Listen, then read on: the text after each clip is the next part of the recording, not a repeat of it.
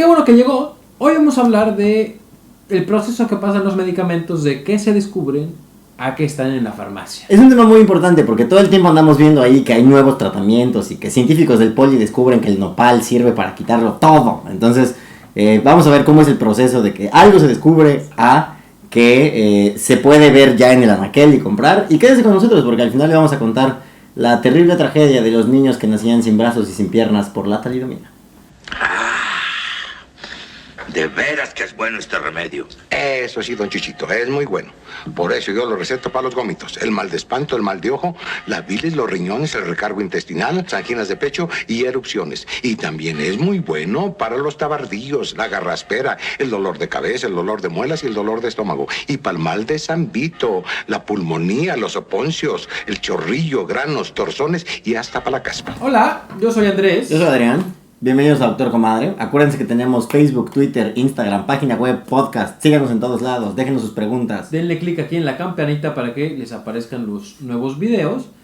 Y bueno, este es un tema que a lo mejor y no estabas tan enterado, pero es complicado. Y es que el hecho de que tengamos un medicamento en la farmacia no son enchiladas y hay mucha diferencia por eso entre un medicamento y un suplemento alimenticio, que luego pues nos quieren marear haciéndonos pensar que es lo mismo, pero no lo es. Y una cosa totalmente distinta es descubrir que una sustancia tiene algunas propiedades que pueden ser benéficas a que esa sustancia sea suficientemente segura y comercialmente comercialmente viable, sí, claro, para que sea un tratamiento en la vida diaria. De hecho, yo estoy haciendo mi doctorado actualmente viendo si una molécula potencialmente, una forma farmacológica de una molécula tiene futuro como tratamiento para la diabetes. Entonces es un proceso muy largo, muy complicado y igual o hasta a veces más importante que descubrir la molécula en sí misma. Y es que se calcula que de 9,000 moléculas que se descubren, solo una llega a estar en el anaquel de la farmacia. Y que pasan entre 10 y 15 años de que una molécula se descubre o se diseña a que se empieza a utilizar como tratamiento. En el caso particular de la bebida con la que estoy trabajando, es un suplemento de cetonas. Pues sí, lleva más o menos 15 años, efectivamente. Y yo estoy haciendo los primeros ensayos clínicos, el primer tratamiento en pacientes. Entonces imagínense, ya pasaron muchísimos estudios y muchísimos años en que eso puede empezar a ser realidad. Y por lo tanto, pues es una lana, ¿no? Se calcula, mucha lana. Depende de dónde le vean, pero pues, se calcula que $800 millones. Por supuesto que depende de la molécula.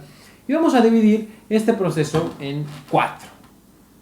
El descubrimiento, la fase preclínica, la fase clínica y la fase de liberación al mercado.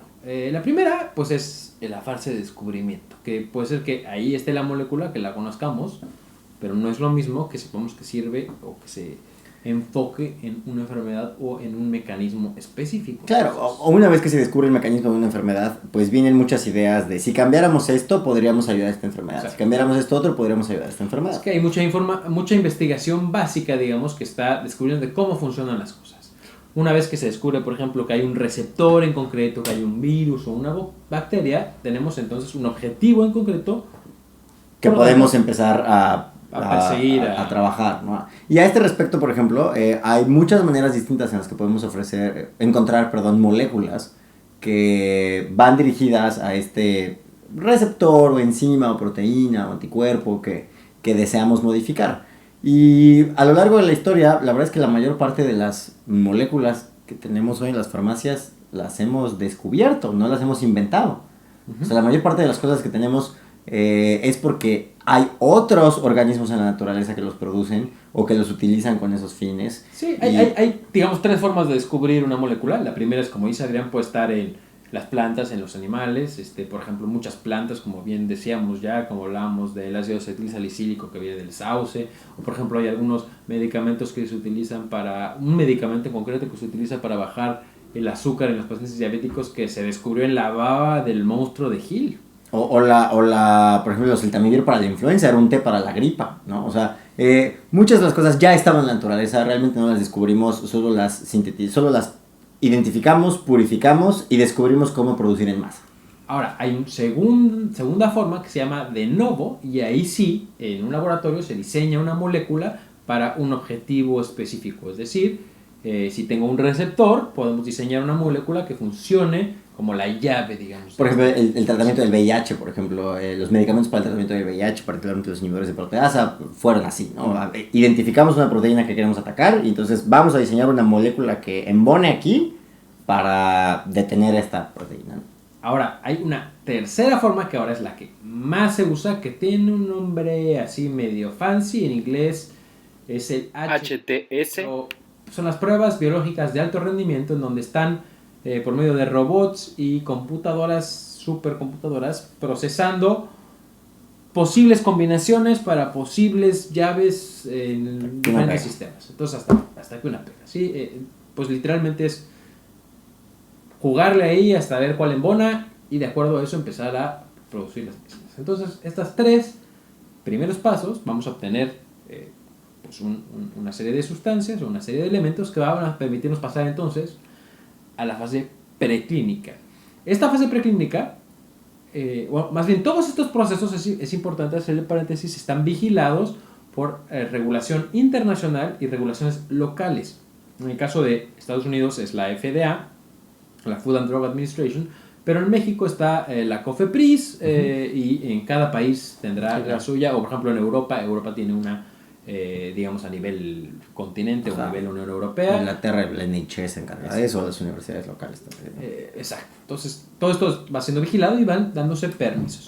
Porque la fase preclínica ya es estudiar esta molécula en células, animales y modelos computacionales para ver cómo podría funcionar. Y es aquí en donde casi todas las noticias que luego leen que parece así que ya se descubrió la cura para la diabetes, ya así, científicos del poli descubren que el nopal quita los callos de los pies. Todas estas noticias salen porque alguien encuentra que en una molécula, alguien encuentra una molécula que en células o en animales o en el modelo computacional funciona. Por supuesto que esto es un paso importantísimo, ¿no? Porque si no funciona aquí, pues detenemos este camino y buscamos una siguiente molécula. Lo que es triste es que solamente el 12% de las moléculas que llegan, o sea, que entran a esa, o sea, de las que se descubren, se quedan un cacho ahí.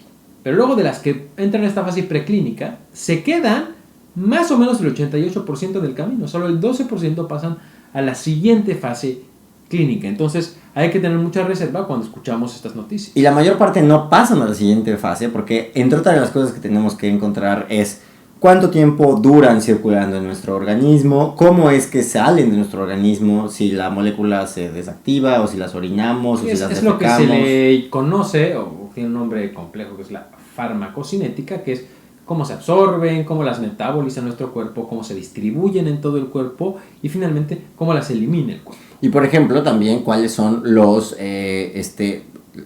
dosis que son letales, cuál es la ¿Qué tan segura es? Exactamente, a partir de cuánta dosis ya obtenemos el efecto deseado. Por ejemplo, en concreto igual, en la vida que yo trabajo, estos estudios se hicieron en el 2012. O sea, se hicieron hace un rato. Entonces, Son pasitos, depende del presupuesto que haya y quien lo esté impulsando pues va teniendo más avance. Pero una vez que esto ya ocurrió y tenemos ese 12% exitoso, pasamos a la fase clínica. Y esta fase tiene más fases. Se divide en 3. Seguramente han oído de estudios de fase 1, fase 2, fase 3. Si no lo han escuchado, aquí se los explicamos. La diferencia en estas fases depende de qué es lo que se está buscando y el número de individuos que participan en cada una de las fases. Va de menos a más. En la primera fase son entre 20 y 100 participantes y lo que se busca ver son las dosis y básicamente los efectos adversos que puede tener este medicamento y se hacen en personas sanas. Exactamente. O sea, primero, antes de empezar, aun y cuando tengamos una enfermedad en mente, tenemos que hacerlo primero en personas sanas, porque son menos frágiles y porque podemos medir muchas más cosas en ellos. Entonces, primero es asegurarnos de que es seguro, ¿no? Por poner otro ejemplo para que lo tengan en su línea de tiempo, uno de los primeros experimentos de mi doctorado fue hacer precisamente un estudio de fase 1 y ese apenas se hizo el año pasado, ¿no? Entonces, lleva una buena cantidad de tiempo y precisamente utilicé 26 seres humanos sanos, ¿no? Porque así es uno de los pasos necesarios. La fase 2 es cuando empezamos a investigar cuál es el efecto, cuál es la dosis óptima, cuál es el momento del día adecuado en la población en la que lo queremos utilizar. ya en personas que tienen la enfermedad objetivo y ya son mucho más personas, ya son entre 100 y 600 personas con la enfermedad. Por poner otro ejemplo, o sea, en mi caso específico yo estoy interesado en la diabetes y entonces el último estudio, digo, hay otros 2 en medio, pero uno de los últimos estudios es precisamente ver el efecto que tiene esto en la población que me interesa, que es la diabetes, y efectivamente pues identificar o tratar de identificar si hay algún momento en el día en el que esto es mejor o una dosis adecuada, y este sí ya es en la población que queremos, en la que queremos utilizar esta sustancia. Finalmente, en esta fase clínica está la fase 3, ya son con muchos más, ya son con miles de personas, y aquí ya se compara con otros tratamientos similares para ver si es mejor, si es peor, puede haber placebo para ver si funciona mejor que el placebo. O con el tratamiento más utilizado hasta ese momento. Y bueno, lo que queremos aquí igual es ver la seguridad y eficacia, qué tanto funciona, si vale la pena, si no es mejor que el medicamento que se usa ya de rutina, ¿no? Y por supuesto, a lo largo de toda esta historia, pues ir documentando cuáles son los efectos adversos que se van presentando. Si han visto estas hojitas que Exacto. traen los medicamentos, pues todo lo que pasa en la fase 3 es lo que se vacía en esas hojitas que vienen en esos medicamentos. Básicamente, qué sí es esperable o no, o qué síntomas adversos son atribuibles a este medicamento o no. ¿Por qué siempre hay efectos adversos? Y de hecho hace poco nos preguntaron ahí en el canal por qué un medicamento te compone una cosa pero te descompone otra.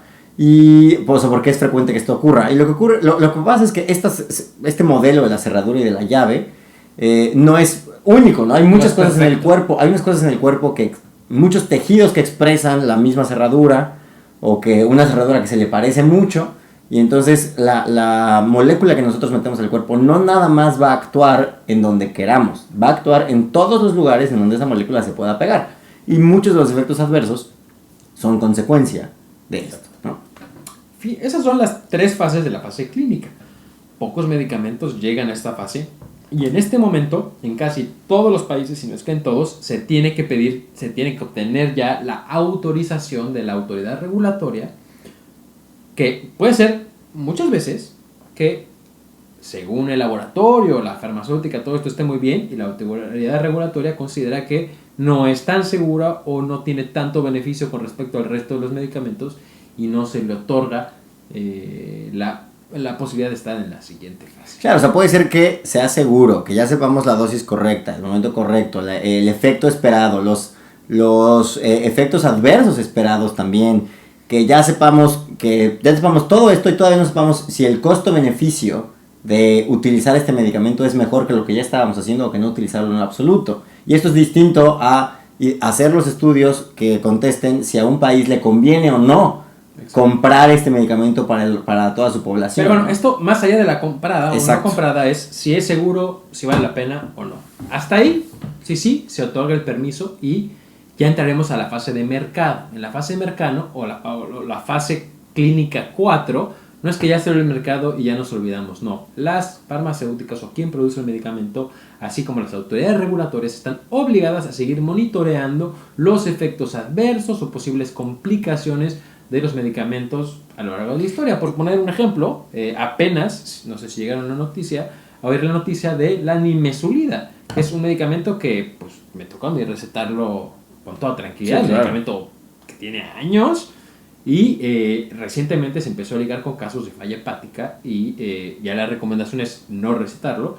Justo por eso, a pesar de que ya tienen muchos años, se sigue vigilando y tenemos que seguir los médicos muy atentos, actualizándonos y por lo mismo, aunque un medicamento tenga mucho tiempo, imagínense si esto pasa con los medicamentos, claro, con cualquier otra sustancia, pues también... Hace una buena cantidad de años, un número importante de antigripales, por ejemplo, salió del mercado, porque, o sea, precisamente porque se fueron reportando efectos adversos y porque, a pesar de que para que un medicamento salga al mercado ya fue estudiado en muchas personas, cuando sale al mercado y más personas están expuestas, luego no es raro encontrar efectos adversos que no se esperaban. Entonces tampoco es raro que un medicamento sale del mercado porque se encontraron cosas que no se habían identificado en los estudios previos. Por eso, en general, los médicos nos sentimos más tranquilos prescribiendo medicamentos que llevan en el mercado por años que el medicamento que acaba de salir el año pasado, porque pues todavía estamos en esta etapa en la que todavía no sabemos si ya está bien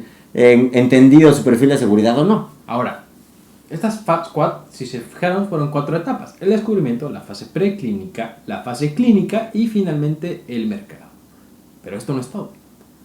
Después tiene que hacerse el proceso de manufactura, ver que se tenga la capacidad para producir en ese país la cantidad de medicamentos suficiente para la demanda de la enfermedad en cuestión y por supuesto hacer los estudios de costo-efectividad, de costo-beneficio para el país, igual si le conviene gastar tanto en X enfermedad o no, y de eso a entrada al cuadro básico del sector público, porque una cosa es que la vendan en el sector privado y otra cosa es que lo compre el sector público como el IMSS, la Secretaría de Salud, el ISSSTE, ¿no? Ese es un paso siguiente y finalmente un paso muy complejo también que muchas veces se siente muy obvio, pero tiene un gran grado de complejidad, es la distribución. ¿Cómo hacer que ese medicamento llegue a tu farmacia local? Entonces, si se fijan, todo ese proceso, porque además ese medicamento tiene que llegar sin que le dé el sol, a buena temperatura, con una fecha de caducidad adecuada. Entonces, todos son una serie de cuestiones complejas que hace que los médicos nos sintamos un poco más cómodos recetando este tipo de medicamentos que la medicina de hierbas, que también sabemos que puede tener beneficios, pero no ha tenido todo este proceso. Riesgos, o sea, precisamente como no se han llevado a cabo todos estos pasos y todos estos controles de calidad y desconocemos mucho más el perfil de seguridad de estas sustancias o de estos remedios caseros o suplementos que muchas veces la gente tiene inquietud por utilizar, pues como no los conocemos tanto como esto, pues preferimos utilizar esto porque hay mucha más información disponible, porque de manera estructurada, organizada y seria se ha procurado conocer estas sustancias y, vamos, no dudamos que el nopal pueda quitarte los callos de los pies, solo no se han llevado a cabo todos estos datos sobre el extracto de nopal para saber si es seguro o no. Pero poco a poco se harán y podremos entonces saber si realmente funciona o no. Y a todo esto, hablando de cosas que salieron mal, platícanos de la talidomida. La talidomida es un medicamento que de hecho aún se utiliza, se utiliza como quimioterapéutico de hecho. Pero hace muchos años se descubrió que tenía propiedades antieméticas, que combatía la náusea, le bajaba la náusea. ¿Y quién tiene mucha náusea? Las mujeres embarazadas. Entonces, pues dijeron, aquí está el pan, ¿no? Aquí hay una población que necesita estos efectos de antináusea y dijeron, pues talidomida parejo, ¿no? Para todos. Pero resultó ser que la talidomida, que uno de los efectos de la talidomida era pues, trágico o dramático, hacía que los brazos y las piernas de los fetos no se desarrollaran bien. Entonces, de hecho, aquí en Inglaterra, las parteras son las que se dieron cuenta, las que agarraron primero, que, oye, espérate, es que los niños de las mujeres que han estado consumiendo talidomida para combatir la náusea están haciendo sin brazos, y entonces es uno de los primeros casos, tal vez uno de los más famosos, en donde dijeron, no, espérate, esa talidomida va para atrás. Ya estaba en fase 4, descubrieron este efecto adverso, ahora, evidentemente, gracias a este tipo de errores o de fallas, nuestro sistema de regulación es mucho más estricto para evitar que haya ese tipo de pequeños inconvenientes. Particularmente en algo que va hacia mujeres embarazadas, ¿no? Ahora, regresó, pero evidentemente no se utiliza en mujeres embarazadas, ¿no? O sea, sigue teniendo propiedades que nos pueden parecer benéficas, pero es que ese es el punto. Vamos a suponer que el extracto de nopal funciona maravilloso. Bueno, muy frecuentemente en todo este proceso identificamos un grupo de personas para las que no funciona, o para las que funciona mejor, o hasta para las que es peligroso. En estos casos, en la talidomida aprendemos, la talidomida está bien, pero para las embarazadas nunca. Con el resto de los remedios naturistas o los suplementos no tenemos esta certeza, no tenemos esta información, y lo ético es no arriesgar a las personas cuando tenemos herramientas con las que tenemos más información, ¿no? Pues espero que les haya gustado, no dejen de seguirnos, compartir y dejarnos sus dudas. Adiós.